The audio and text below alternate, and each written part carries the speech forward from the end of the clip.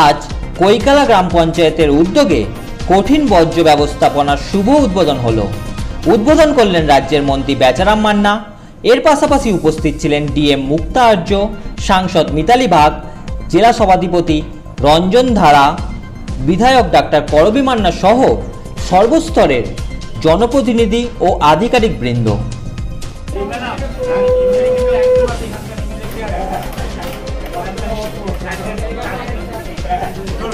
দ্রব্যগুলো ফেলতে হবে আর ব্লু বালতিতে প্লাস্টিক কঠিন পদার্থ যেগুলো প্রয়োজবে না সেগুলো ফেলতে হবে।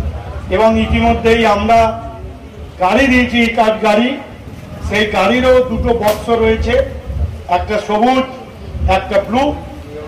সবুজটাকে পচনশীল আর ব্লুটাকে প্লাস্টিক কঠিন পদার্থ ফেলতে হবে। সেই গাড়ি এখানে আসবে, এখানে এসে আবার ভালো করে ঝাড়াই বাছাই হবে, অর্থাৎ প্লাস্টিক গুলোকে বান্ডিল করে তাকে আবার কারখানায় পাঠিয়ে দেওয়া। এবং এখন জানেন যে প্লাস্টিক দিয়েও পিচ রাস্তা তৈরি হচ্ছে, সেগুলোকে ব্যবহার করা। আর যেগুলো পচনশীল সেগুলোকে জৈব সার তৈরি করে কৃষকদের হাতে আমাদের তুলে দিতে হবে। এটাই হচ্ছে মূল লক্ষ্য। সেই লক্ষ্যে এটা কিন্তু জেনে রাখবেন যে মানুষকে সচেতন করতে হবে।